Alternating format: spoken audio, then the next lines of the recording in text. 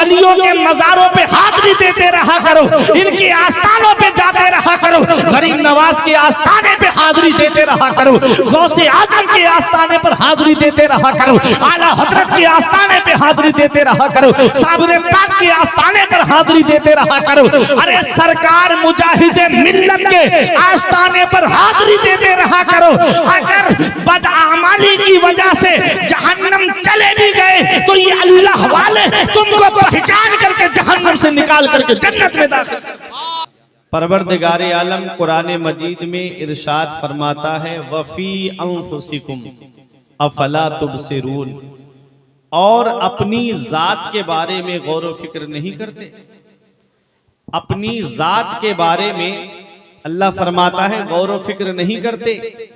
आज एक वो इंसान है कि जो पूरा दिन मार्केटिंग करता है, शाम को जब घर पर आता है तो पूरे दिन का हिसाब जोड़ता है कि आज मैंने कितना मुनाफा कमाया, आज मैंने कितना माल बेचा, कितने लोगों ने मुझसे उधार लिया, कितने लोगों ने मुझसे नकद लिया, पूरे दिन का हिसाब करता है।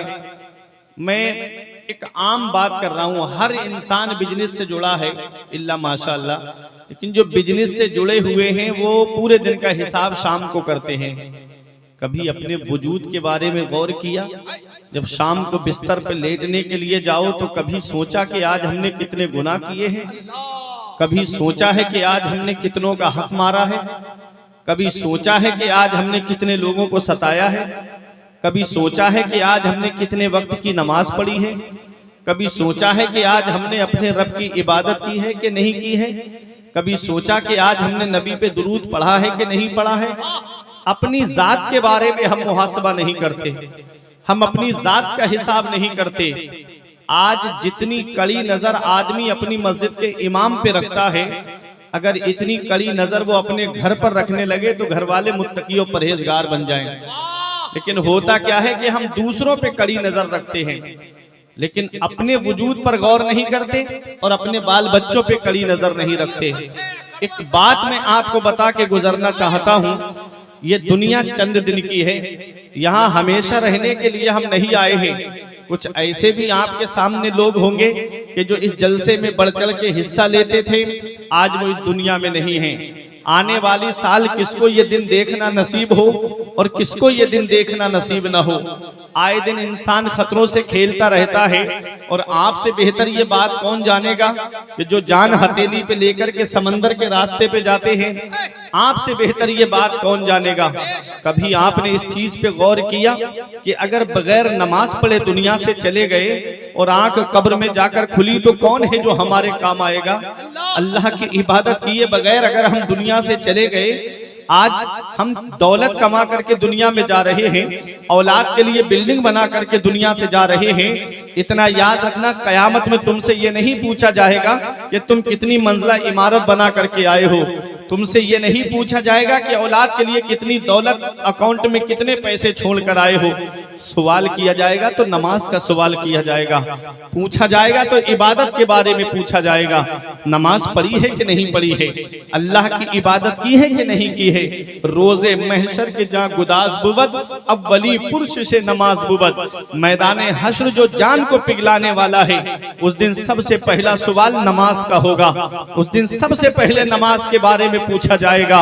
ए मेरे प्यारे मुसलमानों, अल्लाह की इबादत करके दुनिया से जाओ, नेक अमल करके दुनिया से जाओ, मुत्तकी बन के दुनिया से जाओ, परहेजगार बन के दुनिया से जाओ, कि जब इधर जनाजा उठे तो कोई ये ना कहे कि एक लोगों के हक मारने वाले का जनाजा जा रहा है। इस हाल में दुनिया से मत जाना कि इधर जनाजा उठे, उधर मोहल्ले के लोग कहें कि लोगों को सताने वाले का जनाजा जा रहा है। इस हाल में दुनिया से जाना कि इधर जनाजा उठे, उधर इमाम साहब खड़े होके कहें गद्दार मुस्तफा का नहीं, वफादार मुस्तफा का जनाजा जा रहा है, आशिक मुस्तफा का जनाजा जा रहा है। जब इस हाल में दुनिया से जाओगे तो ये कहते हुए जाओगे, ये नाज ये अंदाज हमारे नहीं होते, दामन में अगर टुकड़े तुम्हारे नहीं होते, बेदाम ही बिक जाएंगे।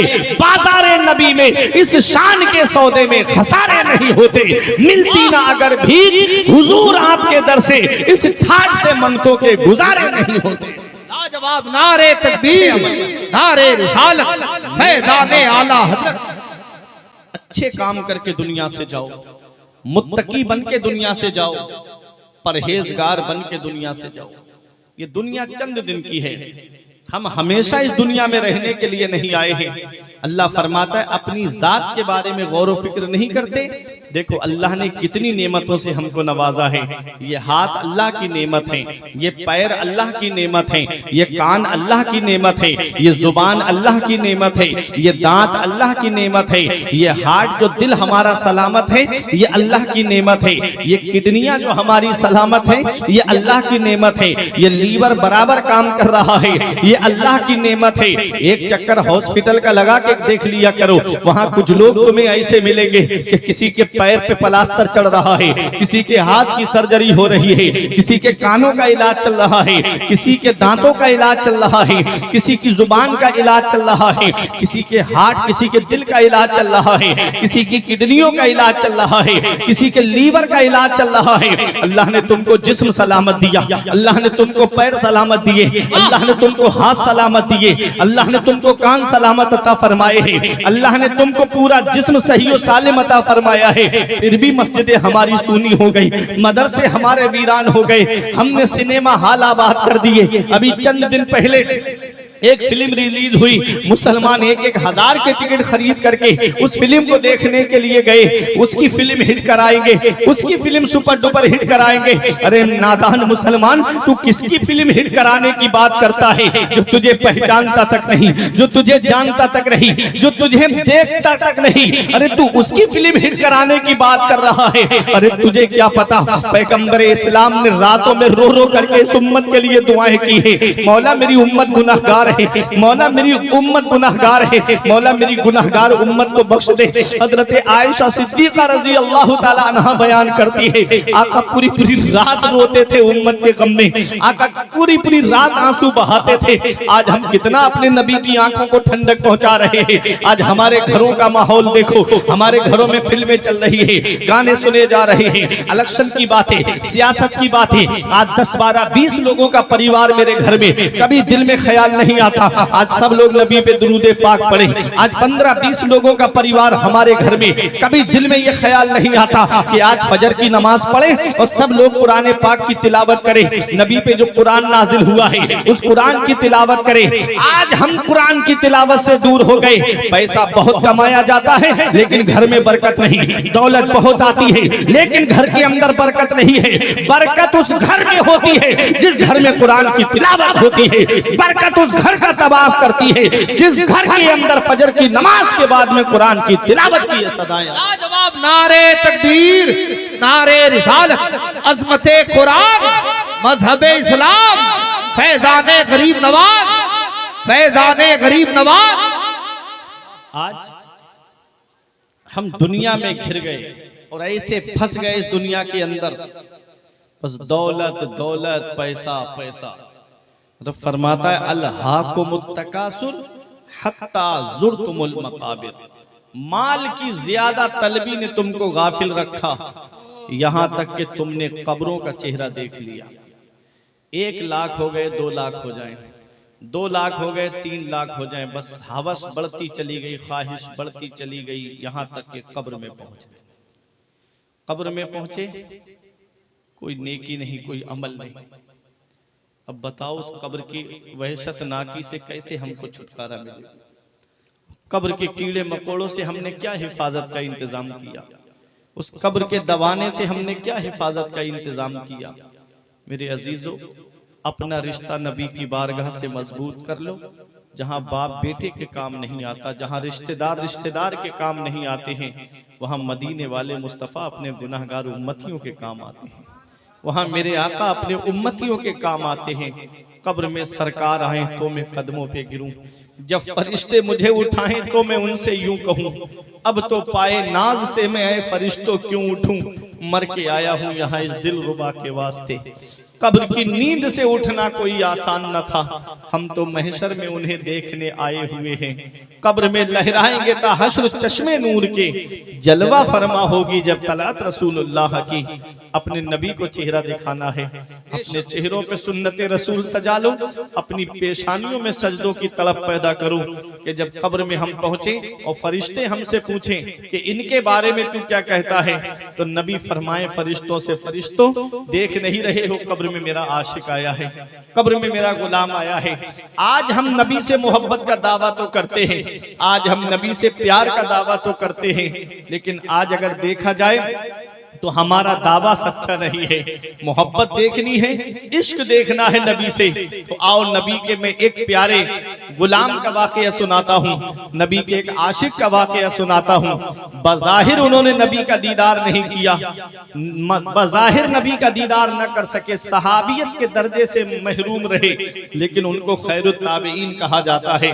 नाम है हजरत उवैसे करनी। अगला महीना जो आएगा शबे बरात 14 शाबान को जिनके नाम से हलवे पे फातिहा दिलाते हो और जिनके नाम से खूब हलवा इस्तेमाल करते हो, उस शख्सियत का जरा जिक्र आप सुनिएगा। है कौन? आज हम ठाट बाट देखते हैं, अगर किसी की बिल्डिंग देखी तो कहते हैं कि ये बहुत मजे में है, किसी का अच्छा लिबास देखा तो कहते हैं ये बहुत मजे में है। ये दुनिया की जिंदगी है, चंद दिन के बाद में ये चीजें खत्म होने वाली है। असल जिंदगी तो आखिरत की जिंदगी है, असल जिंदगी तो आखिरत की जिंदगी है। हजरत उवैसे करनी वो अल्लाह के महबूब बंदे हैं। आप जरा सुनते हुए चलो। बू जहल बड़ा बदकिस्मत था, मैं खाने में रहा महरूम रहा, बिन देखे उवैसे करनी ने पी इश्क नबी का जाम लिया। वो हजरत उवैसे करनी रहते तो कर्न में है, लेकिन जिक्र नबी की बारगाह में हो रहा है, चर्चा नबी की बारगाह में हो रहा है, नाम नबी की बारगाह में लिया जा रहा है। आका फरमाते सहाबाए किराम का मजमा है, फरमाया मेरे आका ने कर्न में मेरा एक आशिक रहता है, कर्न में मेरा एक दीवाना रहता है। मेरे आका ने हजरत उमर और हजरत अली रजी अल्लाह ताला अन्हुमा से फरमाया जब तुम्हारी मुलाकात मेरे उवैस से हो तो मेरा ये पैरहन शरीफ उसको दे देना और उससे कहना मेरी गुनाहगार उम्मत के लिए बख्शिश की दुआ करे। कौन उवैसे करनी है? अल्लाह अकबर, उनका जरा मकाम तो देखे। मेरे आका फरमाते कुछ अल्लाह के बंदे ऐसे हैं जिनका लिबास फटा हुआ होता है, बाल बिखरे हुए होते हैं, परागंदा हालत में होते हैं। लौ अक़समा अलल्लाहि ला अबर्राहु, अगर वो अल्लाह की कसम खा लेते हैं तो अल्लाह उनकी कसम को जरूर पूरा फरमाता है। ऐसे अल्लाह के बंदे हैं, तुम देखोगे कि वो मैला कुचैला लिबास पहने फिर रहे हैं, बाल उनके बिखरे हुए हैं, परागंदा हालत में है। नबी फरमाते हैं ऐसे भी अल्लाह के बंदे हैं, अगर वो अल्लाह की कसम खा ले तो अल्लाह उनकी कसम को जरूर पूरा फरमाता है। उन्हीं में से हजरत उवैसे करनी भी है। मकाम देखे, जन्नत के दरवाजे पर रोक दिया जाएगा हजरत उवैसे करनी को। लोग जन्नत में जा रहे होंगे, उवैसे करनी को जन्नत के दरवाजे पर रोक दिया जाएगा। अर्ज करेंगे मुझे जन्नत में क्यों नहीं जाने दिया जा रहा है? तो रब की बारगाह से जवाब मिलेगा, उवैस अकेले मत जाओ, मेरे महबूब की उम्मत की शफाअत करो और उसको अपने साथ जन्नत में लेकर जाओ। वो हजरत उवैसे करनी है। लेकिन आओ जरा सादगी का आलम आप देखें। आज हम बेहतरीन लिबास पहनते हैं, आज हम बेहतरीन रूमों में रहते हैं, नरम नरम गद्दों पे सोते हैं। हजरत उवैसे करनी का जब लिबास फट जाता था, जब उनका कपड़ा फट जाता था, आज हमारा लिबास फट जाए, हम बजाज की दुकान पे जाते हैं, कपड़े वाले की दुकान पे जाते हैं, वहां से नया लिबास खरीद करके लाते हैं। हजरत उवैसे करनी की सादगी पे कुर्बान जाओ। जब हजरत उवैसे करनी का लिबास फट जाता था तब आप उस जगह जाते थे जहां कूड़ा करकट पड़ता था, जहां पर लोग अपने फटे पुराने कपड़े फेंक करके चले जाते थे। हजरत उवैसे करनी उन कपड़ों को उठाते, उसको पाक करते और पाक करके उस कपड़े का पेबंद अपने लिबास में लगाते थे। आज हमें भूख लगती है, हम बेहतरीन होटलों में जाते हैं, आज हमें भूख लगे हम ढाबों पे खाना खाते हैं, आज हमें भूख लगे हम घरों में खाना खाते हैं, आज हमको भूख लगे तो ताजा खाना बनवा करके घर में खाते हैं। हजरत उवैसे करनी को भूख लगती थी तब आप तालाबों पे जाते थे और लोग सब्जियां बेचने वाले सब्जी धोते थे तालाब में। जब पत्ते पड़े रहते थे उन पत्तों को खा करके गुजारा किया करते थे, उन पत्तों को खा करके गुजारा किया करते थे। वो हजरत उवैसे करनी शाम देखे जन्नत के दरवाजे पे रोक दिए जाएंगे, अकेले मत जाओ, अपने महबूब की उम्मत की शफाअत करके उसको जन्नत में लेकर के जाओ। मकाम देखे नबी की बारगाह में जिक्र हो रहा है, और जरा जिंदगी देखे कैसी सादगी के साथ जिंदगी गुजारी है। आज किसी का ठाट बाट देख करके लालच मत करना कि मेरे पास भी ऐसा ठाट बाट होता। अरे इस हाल में जिंदगी गुजार के जाओ कि अल्लाह रब्बुल इज्जत तुमसे राजी हो, उसका रसूल तुमसे राजी हो, ऐसी जिंदगी गुजार करके जाओ। देखो हजरत उवैस करनी को हजरत उमर फारूक आजम का जब दौरे खिलाफत आता है, तब आपने तमाम हाजियों से फरमाया तमाम हाजी बू कुबैस पहाड़ी के नीचे जमा हो जाएं। तमाम हाजी हैरत में पड़ गए कि बू कुबैस पहाड़ी के नीचे क्यों जमा किया जा रहा है। तब हजरत उमर फारूक आजम आए और आपने फरमाया सब हाजी बैठ जाएं, वो हाजी खड़े रहे जो यमन से आए हैं। अब यमन के हाजी डरने लगे, पता नहीं हमको क्यों खड़ा किया जा रहा है। आपने फरमाया अब यमन के हाजी बैठ जाएं और वो हाजी खड़े रहे जो यमन में कर्न से आए हैं। अल्लाह अकबर। एक बूढ़ा शख्स खड़ा होता है, अमीरुल मोमिनीन मैं कर्न से आया हूँ। फरमाया तुम कर्न से आए हो, क्या तुम उवैस बिन आमिर को जानते हो, क्या तुम उवैस करनी को जानते हो। उन्होंने कहा, वो बूढ़ा शख्स था हजरत उवैस करनी का चचा था। उसने कहा कि उवैस नाम का एक मेरा भतीजा है, लेकिन वो इस लायक कहाँ है कि आप उसका जिक्र करेंगे, वो तो दीवाना है, लोग उसे पागल कहते हैं। कहा किस बिना पे कहते हो। कहा इसलिए कि जब लोग रोते हैं तब वो हंसता है, और जब लोग हंसते हैं तब वो रोता है। कहा हम उसे पागल कहते हैं। जब वो गलियों से गुजरता है तब बच्चे उसके ऊपर पत्थर मारते हैं, और जब हजरत उवैस करनी गलियों से गुजरते थे तो छोटे छोटे बच्चे उनको पागल कह के पत्थर मारा करते थे। तब उवैस करनी उनसे फरमाते थे, बच्चों मुझे मोटे मोटे पत्थरों से ना मारा करो, तुम पत्थर मारते हो मेरे जिस्म से लगते हैं और वो खून निकलने लगता है, खून निकलने से मेरा वुजू टूट जाता है, मुझे छोटे छोटे पत्थरों से मारा करो ताकि मेरे जिस्म पर चोट तो लगे लेकिन मेरे जिस्म से खून ना निकले, ताकि मेरा वुजू ना टूटे। ऐ लोगों, जश्न ख्वाजा गरीब नवाज में आने वालों, मकाम देखे उवैस करनी का कि जन्नत के दरवाजे पर रोक दिए जाएंगे। जिक्र जिनका नबी की बारगाह में हो रहा है, और जिंदगी के हालात आप उनके जरा देखिएगा। उवैस करनी जब गलियों से गुजरते तो कुत्ते भौंकते थे उनके ऊपर, कभी कुत्तों को जवाब नहीं दिया उवैस करनी ने। एक दिन जवाब दिया था कुत्तों को और कहा था, कुत्तों मेरे ऊपर भौंका मत करो, अभी तुम नहीं जानते कि मैं तुमसे बेहतर हूँ या तुम मुझसे बेहतर हो। कहा है कुत्तों, अगर पुल सिरात में पार कर गया तो मैं तुमसे बेहतर हूँ, और अगर मैं पुल सिरात पार न कर सका कुत्तों तो तुम मुझसे बेहतर हो। वो हजरत उवैस करनी है। हरम बिन हयान भी एक ताबई है। हजरत उवैस करनी को तलाश करने के लिए आप यमन में आए और कर्न में तलाश किया, लेकिन आप उनको नहीं मिले। उन्होंने तलाश पूछा कि कहाँ मिलेंगे। कहा कि अब जब उनकी वालिदा जिंदा थी तब अपनी माँ की खिदमत में रहते थे, तब तो कर्न में रहते थे। अब जब से उनकी वालिदा का इंतकाल हुआ है कोई एक जगह उनकी खास नहीं है, कभी कभी जंगलों में मिलते हैं, कभी नदी के किनारे मिलते हैं, कभी नहर के किनारे मिलते हैं, कभी हज करने चले जाते हैं, कभी जो है खाना काबा का दीदार करने चले जाते। कोई उनका एक मकाम नहीं है। वो तलाश करते करते कहा इस वक्त कहाँ मिलेंगे। कहा हज का मौसम है, हज करने के लिए गए होंगे।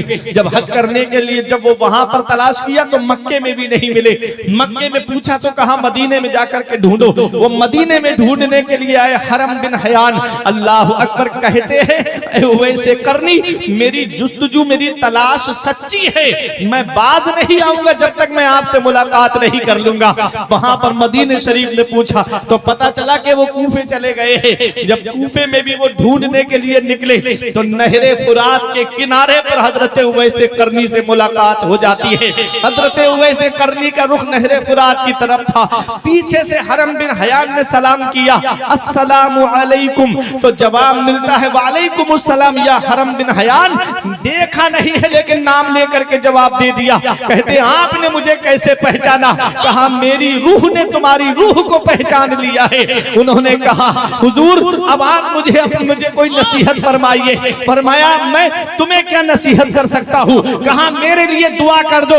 उवैस करनी के हाथ दुआ के लिए उठे और कहा ए अल्लाह अब हरम बिन हयान की और मेरी मुलाकात जन्नत में हो। नारे तकबीर, नारे रिसालत, फैज़ाने औलिया इकराम। कहा आज के बाद मुझसे मुलाकात करने की कोशिश मत करना। ये है हजरत उवैस करनी, ये है हजरत उवैस करनी। जिंदगी का हाल आप देखें, सहाबियत के दर्जे से महरूम रहे। वजह, माँ की खिदमत में लगे रहते थे, अपनी माँ की खिदमत करते थे। ऐ लोगों, माँ बाप अल्लाह की बहुत बड़ी नेमत है। माँ की खिदमत की वजह से पैगंबर इस्लाम का बज़ाहिर दीदार न कर सके। हजरत अली और हजरत उमर फारूक आजम जब इनसे मिलने के लिए कर्न गए तो हजरत उवैस करनी से एक सहाबी ने पूछा, दोनों में से, कहा कि आप नबी का दीदार करने के लिए क्यों नहीं आए? तो हजरत उवैस करनी ने अर्ज किया, आपने 12 नबी का दीदार किया है, आप हमें एक बात बताइएगा कि हमारे आका की दाढ़ी शरीफ में कितने बाल सफेद थे? आपने तो दीदार किया है, आप बताएं हमारे आका की दाढ़ी शरीफ में कितने बाल सफेद थे? अल्लाह अकबर। दोनों सहाबी में से एक सहाबी ने कहा, आप ही बताएं। तो हजरत उवैस करनी कहते हैं, हमारे आका की दाढ़ी शरीफ में 17 बाल सफेद थे। बज़ाहिर दीदार न कर सके, लेकिन ख्वाब में कई बार अपने नबी का दीदार किया है। बू जहल बड़ा बदकिस्मत था, मैं खाने में रहा महरूम रहा, बिन देखे उवैस करनी ने पी इश्क नबी का जाम लिया। मकाम उवैस का क्या है हुजूर ही जाने, मकाम उवैस का क्या है हुजूर ही जाने, जो कहलवाते हैं उनसे दुआ के बारे में। अब आप सोचिएगा कि उवैस करनी का मकाम क्या है। माँ की खिदमत की वजह से बज़ाहिर नबी का दीदार न कर सके। मेरे नबी ने उनकी पहचान बताई थी हजरत अली और हजरत उमर फारूक आजम को कि वो अपनी माँ की खिदमत की वजह से मदीना शरीफ ना आ सके। उनके हाथ पर या जिस्म पर एक सफेद, पहले उनको सफेद दाग की बीमारी हो गई थी, दुआ की, अल्लाह ने उस बीमारी को दूर फरमा दिया है। 1 दिरहम के बराबर वो उसका निशान अभी बाकी है, उससे उसकी उनकी पहचान कर लेना। हजरत उवैस करनी ने माँ की खिदमत की वजह से, अल्लाह अकबर, आज हम माँ बाप को छोड़ करके कोई अपनी जिंदगी शहर में आराम से गुजार रहा है। माँ बाप इधर एक एक पैसे के लिए परेशान हैं, माँ बाप दवाई के लिए परेशान हैं, और बेटा ऐशो आराम के साथ अपनी जिंदगी गुजार रहा है। मौसम आता है छुट्टियों का तो कोई दार्जिलिंग घूमने जाता है, कोई कश्मीर घूमने जाता है, कोई नैनीताल घूमने के लिए जाता है। इधर माँ बाप एक एक पैसे के लिए परेशान रहते हैं। दिया था अब्बा ने जो एक झूमर बेच डाला था, खुशी से अपने अरमानों का दफ्तर बेच डाला था। बुलंदी मिल गई तो भूल बैठे हैं वही बेटे, कभी जिनके लिए अम्मी ने जेवर बेच डाला था। बुलंदी मिल गई तो भूल बैठे हैं वही बेटे, कभी जिनके लिए अम्मी ने जेवर बेच डाला था। ये माँ बाप हैं, जैसे दूसरा काबा नहीं है, जैसे दूसरा गुंबद खजरा नहीं है, ऐसे ही दूसरे माँ बाप नहीं है। जिस दिन इनकी चारपाई घर से उड़ जाती है, उस दिन पता चलता है कि हम कितनी बड़ी नेमत से महरूम हो गए। उस दिन पता चलता है कि आज कितना बड़ा साया हमारे सर से जुदा हो गया। ऐ लोगों, बाप जिंदा है, चारपाई पे बैठा रहे, बुजुर्ग है, कुछ ना करे, औलाद को सहारा है कि मेरी पीठ पर मेरे बाप का हाथ रखा हुआ है, औलाद को सपोर्ट है कि मेरी पुश्त पर मेरे बाप का हाथ रखा हुआ है। और जिस दिन उस बूढ़े की चारपाई घर से उड़ जाती है तो घर में लड़ाइयां शुरू हो जाती। कभी घर के बंटवारे के नाम पे लड़ाई शुरू, कभी खेतों के बंटवारे के नाम पे लड़ाई शुरू, कभी बिजनेस के बंटवारे के नाम पे लड़ाई शुरू हो जाती है। अल्लाह अकबर, ये बाप अल्लाह की इतनी बड़ी नेमत है। ऐ नौजवानों, अगर बाप जिंदा है तो उसकी कदर कर लो, अगर बाप जिंदा है तो उसकी खिदमत कर लो। जिस दिन बाप की चारपाई घर से उठ गई, उस दिन पता चलेगा कि आज कितना बड़ा साया हमारे सर से जुदा हो गया है। इस वक्त के बारे में तो सोचा भी न था। बेटों से बुढ़ापे में हुई हुई खत्म रसाई, घर बार तो बांट लिए शौक से फुरकान, हिस्से में किसी के मगर मां नहीं आई, वक्त ठुकरा देगा एक दिन मेरी सारी ये कुर्बानियां, दामने उम्मीद में फकत नाकामियां रह जाएंगी, शादियों के बाद बेटे तो अलग हो जाएंगे, बाप के हाथों में फकत बैसाखियां रह जाएंगी, बुढ़ापा क्या जवानी क्या ये बचपन बांट लेते हैं, न होकर दिल में गुंजाइश तो आंगन बांट लेते हैं, नहीं मंजूर हिस्से में किसी बेटे को अपनी माँ, मगर आपस में बूढ़ी माँ के कंगन बांट लेते हैं। अल्लाह अल्लाह औलाद है, बाप बूढ़ा हो जाए उसे बोझ समझने लगती है औलाद, माँ बूढ़ी हो जाए उसे बोझ समझने लगती है औलाद। रब फरमाता है इन अहसन तुम ले अनफुसिकुम व इन असातुम फलहा, अगर अच्छा करोगे तो अच्छाई तुम्हारे लिए है और अगर बुरा करोगे तो इसका बवाल भी तुम्हारे ऊपर है, जैसी करनी वैसी भरनी। इमाम गजाली फरमाते हैं और मौलाना रूम का भी ये कौल है, हर चीज बदला मांगती है। माँ बाप की खिदमत भी एक ऐसी खिदमत है, अगर माँ बाप की खिदमत करोगे तो तुम्हारी औलाद तुम्हारी खिदमत करेगी। तुमने अपने माँ बाप की खिदमत नहीं की तो बुढ़ापे में ये उम्मीद लगा के मत बैठना कि तेरी औलाद तेरा सहारा बन जाएगी। नबी फरमाते हैं बाप की रजा में अल्लाह की रजा है और बाप की नाराजगी में अल्लाह की नाराजगी है। आला हजरत ने जो माँ बाप के हुकूक के ताल्लुक से रिसाला लिखा है उसमें लिखा है कि 100 वली एक तरफ बैठ करके बख्शिश के लिए दुआ करें और इधर बाप ये कह दे रब की बारगाह में कि मौला मैं अपने बेटे से नाराज हूं, तो अल्लाह ताला उन 100 वलियों की दुआ को कबूल नहीं करेगा, बाप की इस बात को कबूल करेगा। अब आप सोचें और वो औलाद सोचे कि जो बाप को सता करके जन्नत में जाने की तमन्ना रखती है, वो औलाद सोचे जो माँ पे जुल्म करके जन्नत में जाने की तमन्ना रखती है। अगर माँ बाप राजी होंगे तो अल्लाह राजी, उसका रसूल राजी, और अगर माँ बाप नाराज है तो ना अल्लाह राजी ना उसका रसूल राजी। घर में रूठे हुए माँ बाप को मना लो, वो हाथ उठा के दुआ कर देंगे तो अल्लाह कारोबार में भी बरकतें अता फरमाएगा, दुकान में भी बरकत होगी, मकान में भी बरकत होगी। मेरे सर से मेरी सारी मुसीबत टाल देती है, मेरी माँ मेरे दामन में दुआएं डाल देती है। परेशान हो अंधेरों से तो जाओ माँ के कदमों में, वो जब चाहे मुकद्दर में उजाले डाल देती है। तो ये माँ बाप हैं, अल्लाह की बहुत बड़ी नेमत है। पता तब चलता है जब ये साये हमारे सर से उड़ जाते हैं, तब एहसास होता है कि हम कितनी बड़ी नेमत से महरूम हो गए।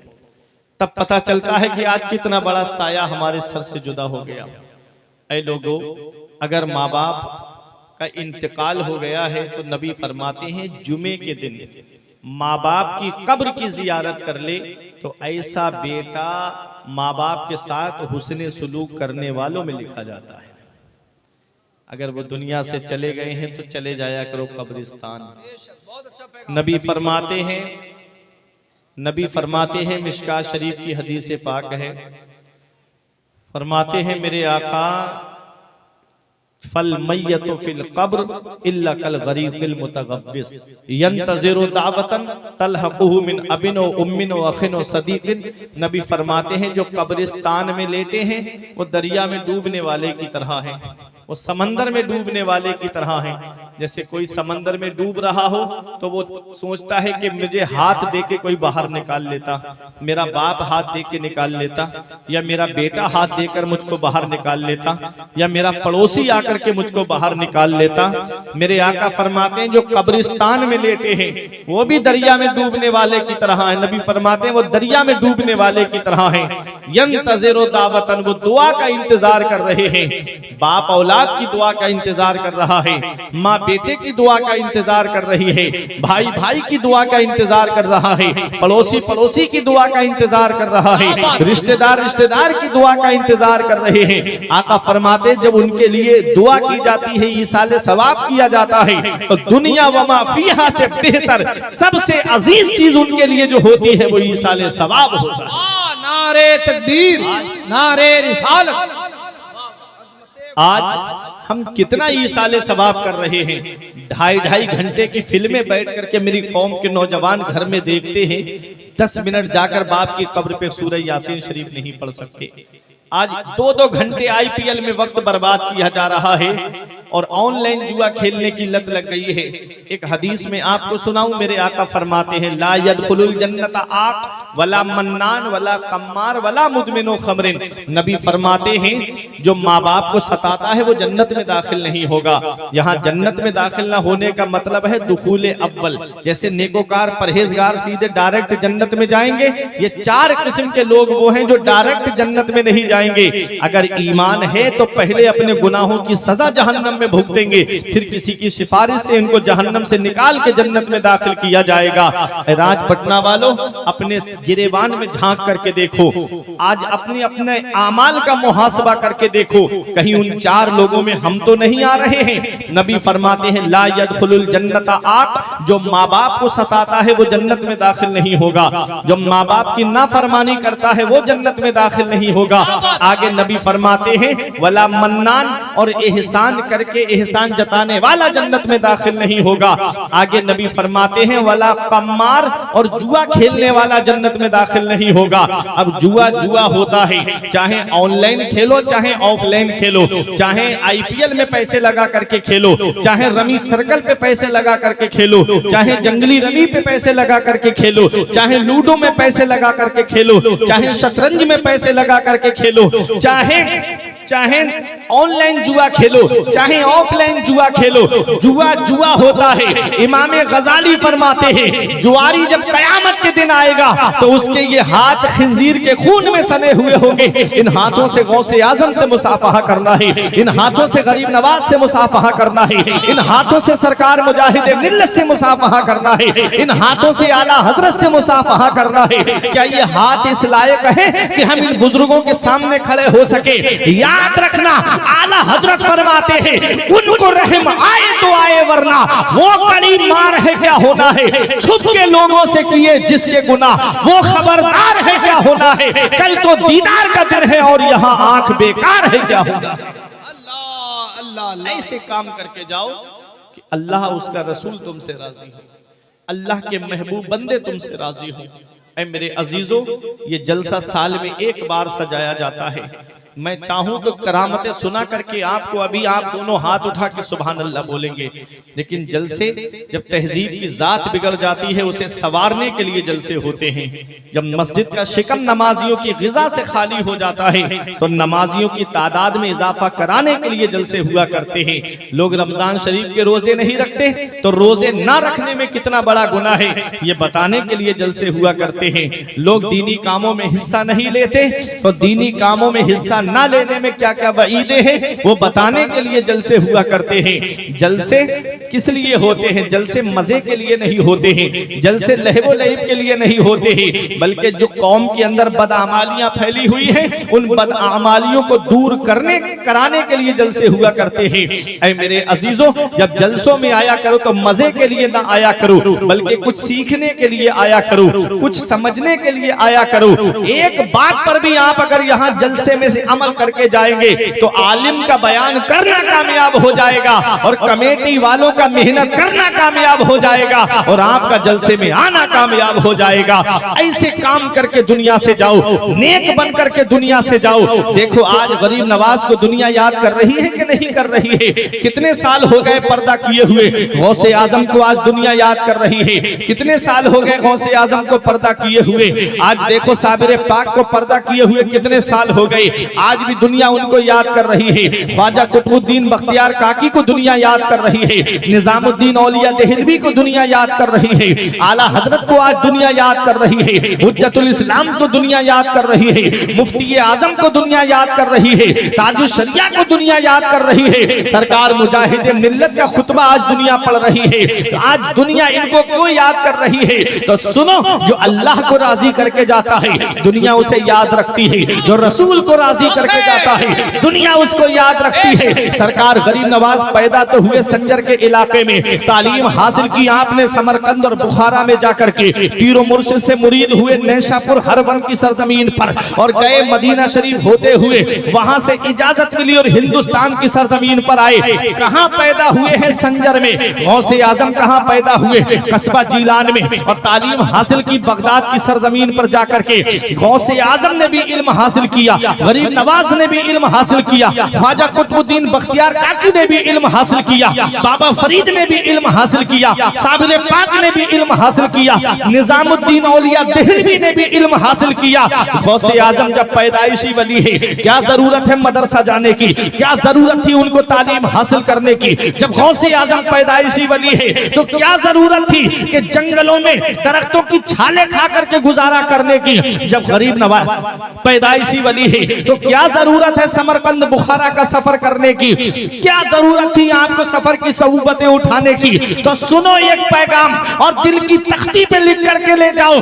गौसे आजम इल्म हासिल कर रहे हैं, गरीब नवाज इल्म हासिल कर रहे हैं और दुनिया वालों को एक पैगाम दे रहे हैं कि आलिमों का रास्ता और पीरों का रास्ता अलग नहीं है, बल्कि आलिमों का रास्ता और पीरों का रास्ता एक ही है। अरे जो पीर शरीयत पर अमल करने वाला हो उसे अपने सर का ताज बना लो, और जो शरीयत पर चलने वाला नहीं हो, चाहे वो कोई भी हो, उसका दामन मत पकड़ना। कहीं ऐसा ना हो कि उसकी कब्र में अलग पिटाई हो रही हो और तुम्हारी अलग पिटाई हो रही हो। जो अपने आप को नहीं बचा सकता वो तुमको क्या बचाएगा? इसलिए जो शरीयत पर चलने वाला है, नबी के बताए रास्ते पे चलने वाला है, उस पीर का दामन पकड़ लो तो वो आगे आगे जन्नत में जाएगा, तो पीछे पीछे उसके जन्नत में दाखिल हो जाओगे। नारे तकबीर, नारे रिसालत, फैजाने औलिया इकराम, फैजाने गरीब नवाज कॉन्फ्रेंस KGN कमेटी। बचपन से तालीम हासिल की गरीब नवाज ने, समरकंद गए, बुखारा गए, इल्म हासिल किया और जब इल्म आपने हासिल कर लिया तब सोचा कि लाओ किसी पीर का दामन पकड़ूं। पीर को तलाश करते करते नैशापुर में हरवन की सरजमीन पर पहुंचे और वहां पर ख्वाजा उस्मान हरवनी से मुलाकात होती है, जिनको आप हारूनी समझते हो, जगह असल में हरवन थी। ख्वाजा उस्मान हरवनी से मुलाकात होती है। पीरो मुर्शिद ने देख के कहा, मोइनुद्दीन कि कब से हम तुम्हारा इंतजार कर रहे हैं, बड़ी देर कर दी तुमने आते आते। आओ जो बुजुर्गों के तबर्रुकात मेरे पास रखे हैं उन तबर्रुकात को ले लो। गरीब नवाज आए और देखो आपको एक हुजरा दे दिया, कहा बेटा इसमें जाकर के मुजाहिदा करो, इसमें जाकर के इबादत और रियाजत करो। ख्वाजा गरीब नवाज इबादत और रियाजत में लग गए। कुछ दिनों के बाद पीरो मुर्शिद ने बुलाया, कहा बेटा कहां तक देखते हो? कहा मैं आसमान को देख रहा हूं और जमीन को देख रहा हूं। कहा जाओ अभी और कमी है, अभी उसको भी पूरा करो और अल्लाह की इबादत और रियाजत करो। फिर चले गए। फिर कुछ दिन के बाद बुलाया, कहा कहां तक देख रहे हो? कहा सातों आसमान देख रहा हूं, सातों जमीन को देख रहा हूं। कहा अभी और जाओ और अल्लाह की इबादत और रियाजत करो। चले गए। कुछ दिन के बाद फिर बुलाया पीरो मुर्शिद ने और अपनी उंगली, अपने हाथ की उंगलियों की कैंची बना करके आंख पर रखी। कहा बताओ कहां तक देख रहे हो? तो ख्वाजा गरीब नवाज कहते हैं कि मैं रब के जलवों को बेहिजाब देख रहा हूं, मैं अर्श आजम को भी देख रहा हूं, जमीन पर तहतो सरा को भी देख रहा हूं। तो आए राजपटना वालों, जब ख्वाजा गरीब नवाज के देखने का ये आलम है कि आसमान पर नजर उठाए तो अर्श आजम को देख ले, जमीन पर नजर डाले तो तहतो सरा को देख ले, तो मदीने वाले मुस्तफा की निगाह का आलम क्या होगा, नबी की शान का आलम क्या होगा। मेरा इमाम पुकार के कहता है, फरमाते हैं किसने देखा? ये मूसा से पूछे कोई किसको देखा? ये मूसा से पूछे कोई, आंख वालों की हिम्मत पे लाखों सलाम। और किसने देखा? ये मूसा से पूछे कोई, आंख वालों की हिम्मत पे लाखों सलाम। किसको देखा? ये मूसा अलैहिस्सलाम से पूछो रब को किसने देखा है, तो वो भी कहेंगे कि रब को देखा है, तो मदीने वाले मुस्तफा ने देखा है। नारे तकबीर, नारे रिसालत, फैजाने औलिया इकराम, गरीब Nawaz conference, सरजमीने Rajpatna, KGN committee, अल्लामा मुफ्ती फुरकान साहब। गरीब नवाज से मोहब्बत करने वालों, ये गरीब नवाज के देखने का आलम है। पीरो मुर्शिद बोले जिस मकाम पे मैं तुम्हें पहुंचाना चाहता था तुम पहुंच गए बेटा, चलो अब हज करने। जब हज करने गए काबे का तवाफ कर रहे थे, आवाज आई हसन मांग ले जो मांगना चाहता है। मौला दिल का राज तू जानता है। फिर आवाज आई मांग जो मांगना चाहता है। अर्ज किया मौला दिल का राज तू जानता है। फिर आवाज आई मांग जो मांगना चाहता है। अर्ज किया तू दिल का राज जानता है। आवाज आती है हसन जो तेरे सिलसिले का होगा उसे उस वक्त तक मौत नहीं दूंगा जब तक उसे तौबा की तौफीक नहीं दे दूंगा। दो सिलसिले हैं, एक कादरी सिलसिला और एक चिश्ती सिलसिला है। रब तबारक व तआला ने ख्वाजा गरीब नवाज और गौसे आजम की दुआओं को कबूल किया है। गौसे आजम से ख्वाजा साहब से मोहब्बत रखने वाला तब तक दुनिया से नहीं जाएगा जब तक अल्लाह उसे तौबा की तौफीक नहीं दे देगा। अब वहां से मदीना शरीफ आए। जब मदीना शरीफ आए तो नबी के रोजे पे हाजिरी देने के लिए जब गए तो सलाम किया, अस्सलामु अलैका या रसूल अल्लाह। तो नबी के मज़ार मुबारक से आवाज आती है वालेकुमुस्सलाम या कुतुबुल मशाइख। ए कुतुबुल मशाइख तुम पर भी सलाम हो। कुतुबुल मशाइख का लक़ब नबी की बारगाह से मिला। अब एक दिन ख्वाजा गरीब नवाज मस्जिद नबवी शरीफ में बैठे थे। हुजूर के रोजे पे जो खादिम रहते थे वो दौड़ते हुए आए और आवाज लगाई या मोइनुद्दीन या मोइनुद्दीन। कई मोइनुद्दीन नाम के खड़े हो गए तो खादिम फिर अंदर आए तो हुजूर के रोजे से जवाब मिला मोइनुद्दीन चिश्ती को बुलाओ। ख्वाजा गरीब नवाज अंदर गए हुजूर के रोजे मुबारक पर। मदीने वाले मुस्तफ़ा ने ख्वाजा गरीब नवाज को ख्वाब में एक अनार अता फरमाया और पूरे हिंदुस्तान का नक्शा उस अनार पर था। फरमाया हिंद जाओ और वहां जाकर के इस्लाम की तबलीग करो। समझो राज पटना वालों भेज कौन रहा है और आ कौन रहा है। भेजने वाला दोनों आलम का मालिक व मुख्तार और आने वाला हिंदुस्तान का सुल्तान। आए गरीब नवाज सरकार गौसे आजम की बारगाह से जवाब मिला, कहाँ ड्यूटी लगी है? कहा हिंद। कहा वहां एक और अल्लाह का वली आराम कर रहा है जिसे दुनिया दाता गंज बख्श लाहौरी के नाम से जानती है। जब जाओ तो उनके आस्ताने पे हाजिरी देते हुए जाना। गरीब नवाज लाहौर के रास्ते से होते हुए आए। लाहौर में एक बादशाह से मुलाकात हो गई जिसका नाम तारीख में शहाबुद्दीन मोहम्मद गौरी मिलता है। उसके लश्करियों ने देखा चेहरे से तो मुसलमान लग रहे हैं, कहाँ का इरादा है? सलाम किया, जवाब दिया। कहा बाबा कहाँ? कहा हिंद जा रहा हूँ। कहा जाने से पहले बादशाह से मुलाकात कर लो। ख्वाजा गरीब नवाज सुल्तान शमसुद्दीन बादशाह शहाबुद्दीन मोहम्मद गौरी, उसने कहा बाबा मत जाओ हिंदुस्तान। मैं इतनी बड़ी फौज लेकर गया, इतना बड़ा लश्कर लेकर गया, मैं वहां के राजा से शिकस्त खा के आ रहा हूं। बाबा तुम क्या करोगे? लड़ने को तलवार नहीं, चढ़ने को सवारी नहीं, खाने को खाना नहीं, पीने को पानी नहीं, फौज भी नहीं है तुम्हारे पास में, तुम किस पे भरोसा करके जा रहे हो? तो ऐ राजपटना वालों, गरीब नवाज जवाब देते हैं, ऐ बादशाह सुन ले, जब तू हिंदुस्तान गया था तो अपने लश्कर पे भरोसा करके गया था, अपनी तलवार पे भरोसा करके गया था, अपनी फौज पे भरोसा करके गया था। मैं हिंदुस्तान जा रहा हूं तलवार पे भरोसा करके नहीं, नेज़े पे भरोसा करके नहीं, पर्ची पे भरोसा करके नहीं। जब तू हिंदुस्तान गया था तो अपनी तलवार पे भरोसा करके गया था। मैं हिंदुस्तान जा रहा हूं तलवार पे नहीं, मदीने के ताजदार पे भरोसा करके जा रहा हूं, उम्मत गमख्वार पे भरोसा करके जा रहा हूं। न तात पर, न तकवा पर, न ज़ुहद इत्तिका पर है, न तात पर, न तकवा पर, न ज़ुहद इत्तिका पर है। हमारा नाज जो कुछ है मोहम्मद मुस्तफा पर है।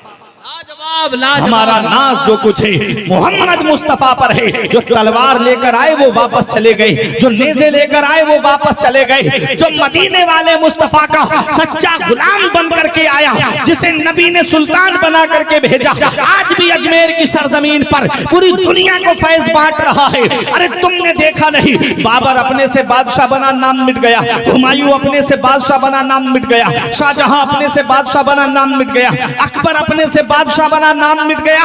और गरीब नवाज को देखो, गरीब नवाज अपने से बादशाह नहीं बने हैं, उनको बादशाह बनाया है। तो मदीने के ताजदार ने बादशाह बनाया है, उम्मत के गमख्वार ने बादशाह बनाया है।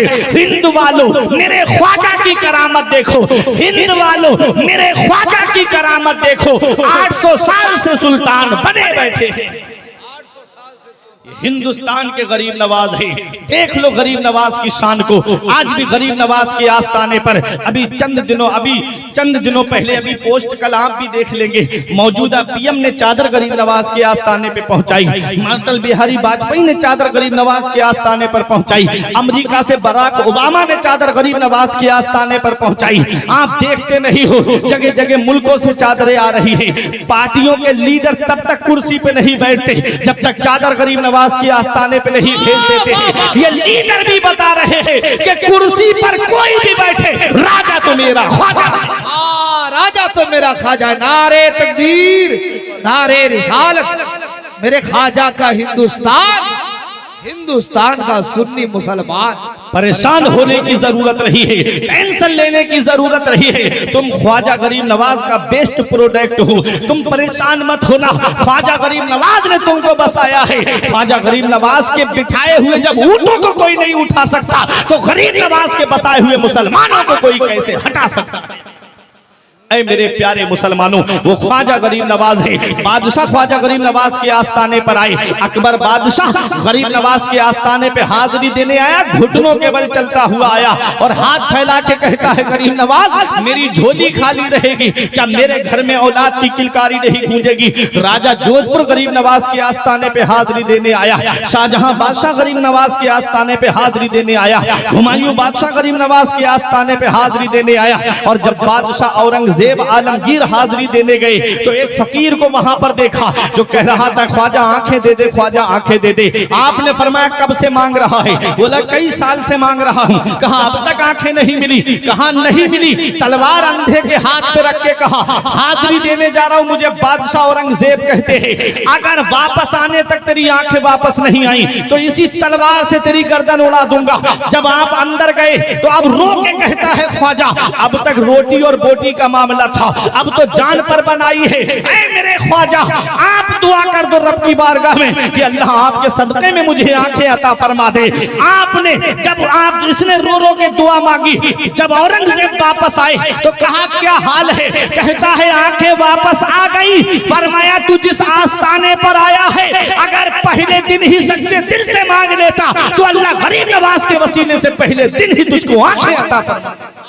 लाजवाब, लाजवाब। गरीब नवाज का आस्थाना है। ख्वाजाए हिंद वो दरबार है आला तेरा, ख्वाजाए हिंद वो दरबार है आला तेरा, कभी महरूम नहीं मांगने वाला तेरा, है तेरी जात अजब बहरे तजस्सुस प्यारे, किसी तैराक ने पाया ना किनारा तेरा। वो है सरकार गरीब नवाज, वो है सरकार गरीब नवाज। एक आखिरी बात सुनो, तकरीर मेरी खत्म। कौन है सरकार गरीब नवाज? अल्लाह अकबर। सरकार गरीब नवाज के आस्थाने पे बड़े बड़े बादशाह, राजा, महाराजा, लीडर आए और तुमने देखा नहीं, बड़े बड़े लीडर सर पे फूलों की टोकरी सजा के नंगे पैर गरीब नवाज के आस्थाने पे हाजिरी देने जाते।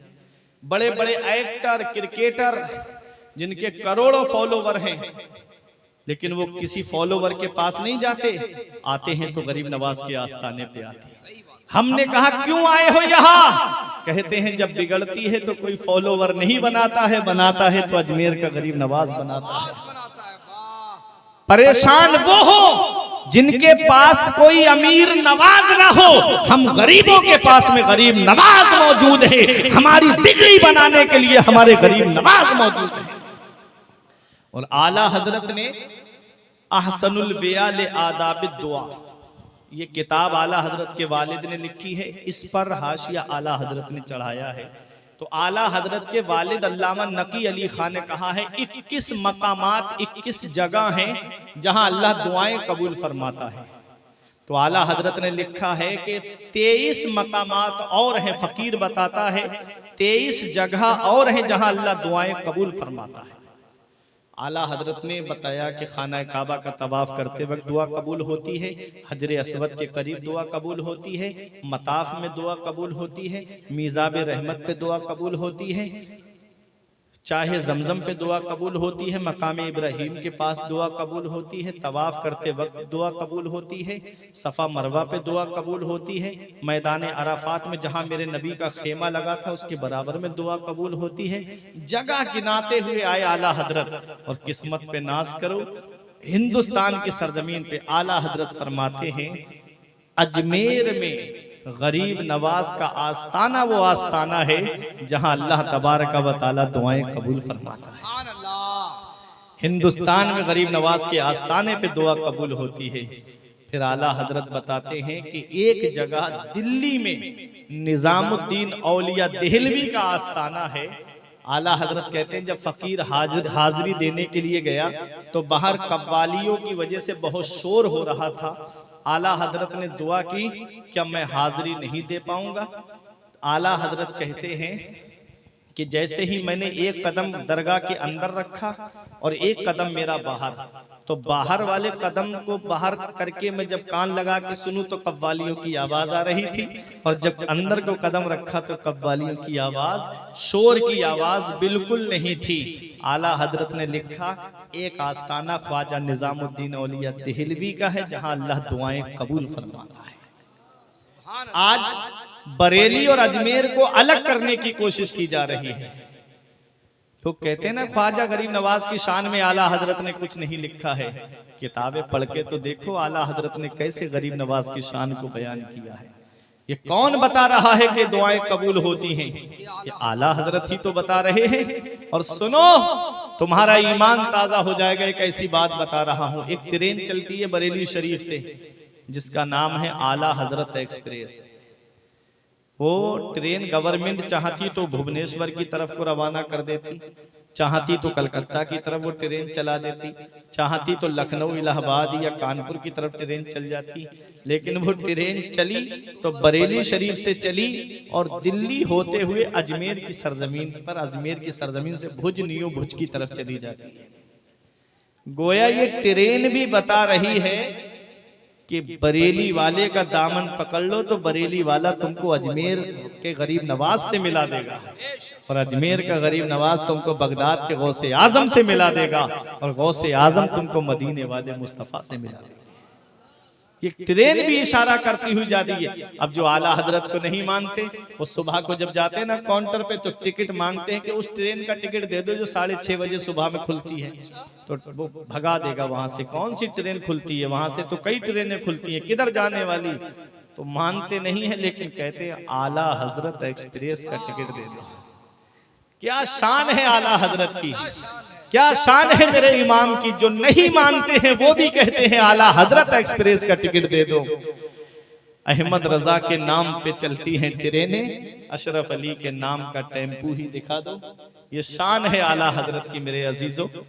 अल्लाह रब्बुल इज्जत कुरान में फरमाता है इन्नल लजीना आमनु व अमिलुस सालिहाति सयजअलु लहुमुर रहमानु वुद्दा।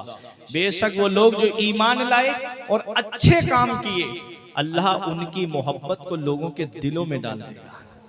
इसकी तफसीर में मुफस्सिरीन किराम फरमाते हैं कि अल्लाह रब्बुल इज्जत हजरत जिब्राइल को बुलाता है। नादा जिब्राइल, अल्लाह जिब्राइल को बुलाता है। जिब्राइल अलैहिस्सलाम हाजिर होते, रब फरमाता है मैं फला बंदे से मोहब्बत करता हूँ, जिब्राइल तुम भी उससे मोहब्बत करो। जिब्राइल कहते हैं मौला फिर क्या हुक्म है? रब फरमाता है तमाम फरिश्तों में ऐलान कर दो कि अल्लाह फला बंदे से मोहब्बत करता है, तुम भी उससे मोहब्बत करो। ऐ गरीब नवाज से मोहब्बत करने वालों, गरीब नवाज के नाम पे यहाँ हाजिर होने वालों, गरीब नवाज की मोहब्बत को अल्लाह रब्बुल इज्जत ने तमाम फरिश्तों के दिलों में डाल दिया कि मैं मोइनुद्दीन से मोहब्बत करता हूं, फरिश्तों तुम भी उससे मोहब्बत करो। तो गरीब नवाज की मोहब्बत के चर्चे तो पहले आसमान पर हुए हैं। गरीब नवाज की मोहब्बत का चिराग बुझाओगे, कैसे बुझाओगे? गरीब नवाज की मोहब्बत का चिराग तो आसमानों पर भी चल रहा है।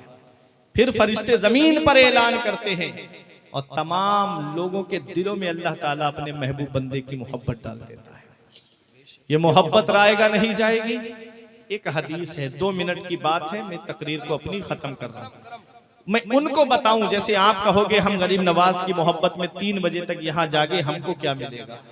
कमेटी वाले कहते हैं कि हमने इधर उधर जा करके कहां कहां से कलेक्शन किया, कहां कहां से पैसा इकट्ठा किया, गरीब नवाज की मोहब्बत में इतना बड़ा लंगर किया, हमको क्या मिला गरीब नवाज की मोहब्बत का सिला। तो आओ मैं एक हदीस आपको सुनाता हूँ, हदीस कुदसी है।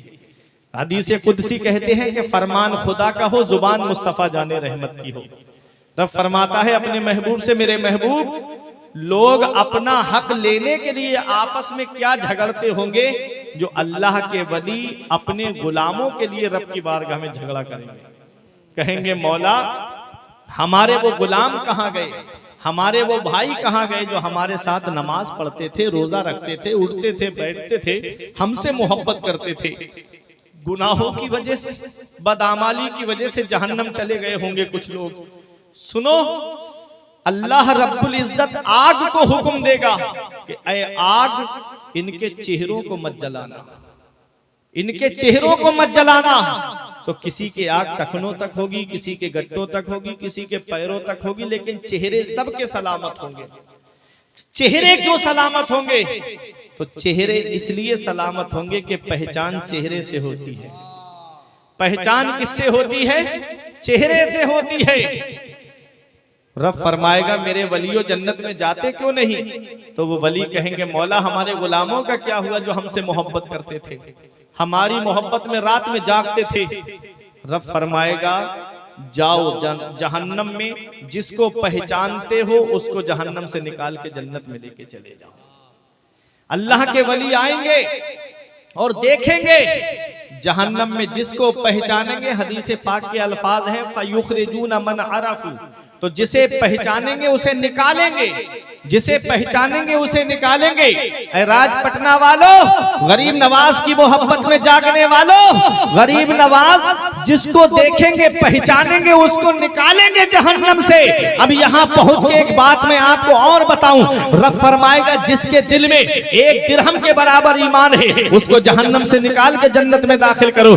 उसे जिसको पहचानेंगे जहन्नम से निकाल के जन्नत में दाखिल करेंगे। फिर आएंगे, रब फरमाएगा जाओ जिसके दिल में आधे दिरहम के बराबर ईमान है उसको भी जहन्नम से निकालो और जन्नत में दाखिल करो। तो जिसको पहचानेंगे उसे निकालेंगे और निकाल करके जन्नत में दाखिल करेंगे। फिर आएंगे रब की बारगाह में, रब फरमाएगा जिसके दिल में एक जर्रे के बराबर भी ईमान है जाओ उसको भी जहन्नम से निकालो और जन्नत में दाखिल कर लो। अब जाएंगे अल्लाह के वली और जिसको पहचानेंगे, बार बार हदीस पाक में ये अल्फाज आए हैं फयुखरिजून मन अरफू, फयुखरिजून मन अरफू, जिसे पहचानेंगे उसको निकालेंगे, जिसे पहचानेंगे उसको निकालेंगे। अब एक हदीस का मफहूम और सुनो, जब मोमिन बंदे का इंतकाल होता है, जब कब्र में रख दिया जाता है और जब कोई उसका अजीज कब्र पे जाता है और जब उसे सलाम करता है तो वो सलाम का जवाब भी देता है और कब्र पर आने वाले को पहचानता भी है।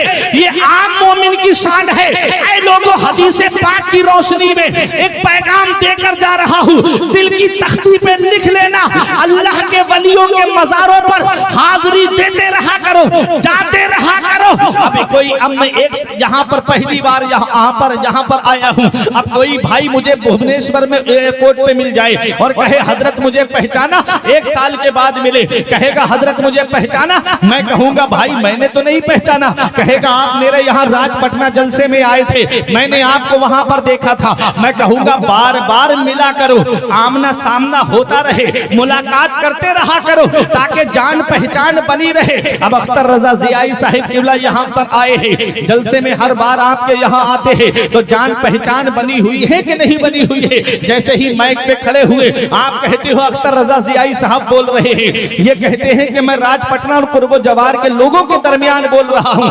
आने जाने से जान पहचान बनी रहती है, आने जाने से मोहब्बत बनी रहती है। राजपटना वालों, इन वलियों के मज़ारों पे हाजिरी देते रहा करो, इनके आस्थानों पे जाते रहा करो, गरीब नवाज के आस्थाने पे हाजिरी देते रहा करो, गौसे आजम के आस्थाने पर हाजिरी देते रहा करो, आला हजरत के आस्थाने पे हाजिरी देते रहा करो, साबरे पाक के आस्थाने पर हाजिरी देते रहा करो। अरे सरकार मुजाहिदे मिल्लत के आस्थाने पर हाजिरी देते रहा करो। अगर बदआमाली की वजह से जहन्नम चले भी गए तो ये अल्लाह वाले तुमको पहचान करके जहन्नम से निकाल करके जन्नत में दाखिल। लाजवाब, नारे तकबीर, नारे रिसालत। दरबारे औलियाए कराम फैजाने गरीब नवाज के जीएन कमेटी। ऐसी बुलंदियों के मज़ारों, ऐसी बुलंदियों के मीनारों पे जाइए, उठकर जमीन से चांद सितारों पे जाइए और अजमत जो चाहते हो मेरा मशवरा सुनो, अल्लाह के वली के मज़ारों पे जाइए। अजमत जो चाहते हो मेरा मशवरा सुनो, अल्लाह के वली के मज़ारों पे जाइए। ये वो दुआ है जो सब कुछ खरीद सकती है, तुमको मुझको खरीद सकती है। मैं कैसे कह दूं कि वलियों से कुछ नहीं मिलता, जुबैदा बीबी जब जन्नत खरीद सकती है।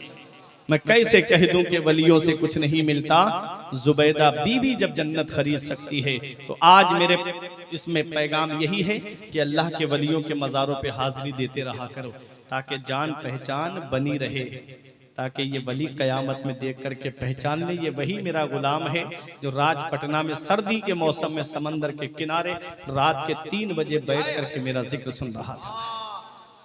अल्लाह रब्बुल इज्जत फरमाता है, बेशक वो लोग जो ईमान लाए और अच्छे काम किए, अल्लाह उनकी मोहब्बत लोगों के दिलों में डाल देगा। गरीब नवाज की मोहब्बत हमारे दिल में है, गरीब नवाज का प्यार हमारे दिल में है, और ये मोहब्बत अल्लाह ने हमारे दिल में डाली है। कोई हमारे गरीब नवाज की मोहब्बत हमारे दिल से नहीं निकाल सकता है। ये जिंदगी सवारिए, दिलशाद कीजिए, लम्हात जिंदगी के ना बर्बाद कीजिए। जब मकसद हयात इबादत खुदा की है, पढ़िए नमाज, मस्जिदें आबाद कीजिए। सभी के सामने एक दिन जरूर आता है, ये हुस्न फानी है लेकिन गुरूर आता है। किसी क्रीम से पाउडर से कुछ नहीं होता, नमाज पढ़ने से चेहरे पे नूर आता है। रही गली तो फूल खिलेंगे, जिंदगी बाकी रही तो फिर मिलेंगे। अस्सलाम वालेकुम। सुभान अल्लाह, खूबसूरत खिताबत। अब मैं चाहूंगा तस्लीम रजा